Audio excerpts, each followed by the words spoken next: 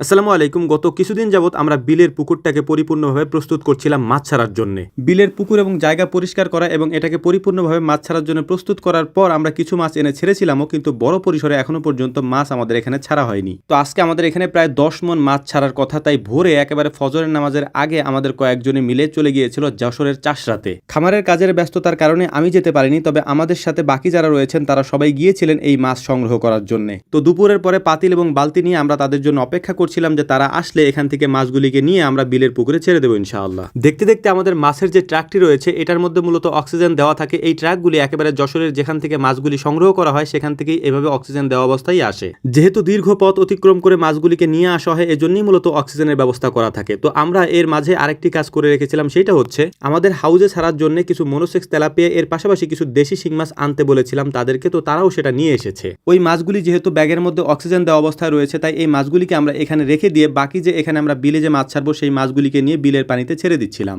যদিও আমরা এটাকে বিল বলি, কিন্তু এটা চারপাশ দিয়ে মাটি দিয়ে আটকানো আছে, অর্থাৎ পাড়ি দেওয়া আছে, এটার থেকে মাছ বাহিরে যাওয়ার কোনো সিস্টেম নেই। এই জায়গাতে যেহেতু অনেক বেশি পরিমাণে ঘাস রয়েছে, এর পাশাপাশি অনেক কচুরি আমরা যেগুলিকে পচিয়ে রেখেছি, এর পাশাপাশি এখানে রয়েছে ধানের গোড়া। এই জন্যই মূলত আমরা এনেছিলাম এখানে গ্রাস কাপ এবং কিছু ব্ল্যাক কাপ। সরপুটি এবং কাতলও দেওয়া হয়েছে এখানে, তবে আমরা বেশিরভাগ মাছ আনার চেষ্টা করছিলাম ব্ল্যাক কাপ এবং গ্রাস কাপ, এর পাশাপাশি আমেরিকান রুই বা যেটাকে আমরা নাইলোটিকা বলে থাকি। তো এক বড় ভাই এবং আমি দুজনে মিলে মাছগুলিকে বিলের পানিতে ছেড়ে দিচ্ছিলাম। এর পাশাপাশি বাকি যারা রয়েছেন তারা মাছগুলিকে আমাদেরকে এনে দিয়ে সাহায্য করছিলেন। যেহেতু এখানে প্রায় 10 মণের মতো মাছ রয়েছে, তাই মাছগুলি এনে এনে এখানে ছাড়তে আমাদের অনেক বেশি সময়ের প্রয়োজন হবে, যে জন্যই আমরা আস্তে আস্তে করে এটা করার চেষ্টা করছিলাম, কারণ তাড়াহুড়ো করে এই কাজটা করা যাবে না। যেহেতু আমরা বিলে মাছগুলিকে ছাড়ছি, তাই যাতায়াত ব্যবস্থাটা এখানে তেমন একটা ভালো না, কারণ হচ্ছে যেহেতু বিলের মাঝখানে, এই জন্যই মূলত এখানে যাওয়া আসা তেমন একটা পথ নেই। এখন যে মাছগুলিকে দেখতে পাচ্ছেন এগুলি মূলত হচ্ছে ব্ল্যাক কাপ। এই ব্ল্যাক কাপগুলি আমরা সাইজে একটু বড় এনেছি, এটার কারণ হচ্ছে আমাদের এখানে প্রচুর পরিমাণে কচুরি ছিল, এই কচুরিগুলিকে আমরা সার দিয়ে একেবারে পচিয়ে ফেলেছি। এর পাশাপাশি আমাদের এখানে প্রচুর পরিমাণে শামুকও রয়েছে, আর এই শামুকের জন্য মূলত এই ব্ল্যাক কাপগুলি উপযুক্ত।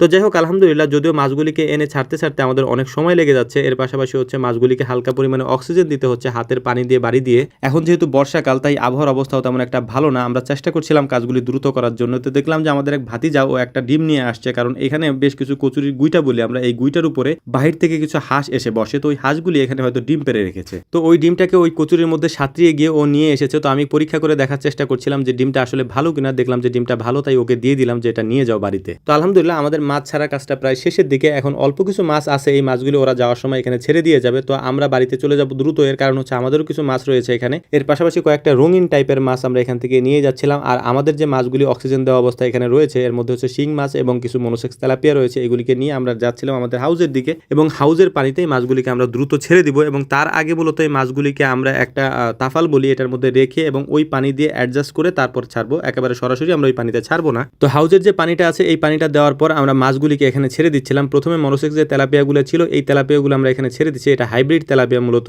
এটাকে আমরা ছেড়ে দেওয়ার পর দেখলাম যে আলহামদুলিল্লাহ এখান থেকে একটা মাছও মারা যায়নি এবং খুব সুস্থভাবে মাছগুলি এসেছে। এরপর যে দেশি শিং মাছগুলি ছিল, সেই শিং মাছের বাচ্চা বা পোনাগুলি আমরা এখানে ছেড়ে দিচ্ছি, এগুলোও খুব সুন্দরভাবে এসেছে আলহামদুলিল্লাহ। তো সেগুলিকেও কিছুক্ষণ এই তাফালের মধ্যে রেখে তারপর আমরা হাউজের মধ্যে ছেড়ে দিয়েছি। তো আমাদের জন্য দোয়া করবেন। আসসালামু আলাইকুম রহমতুল্লাহ।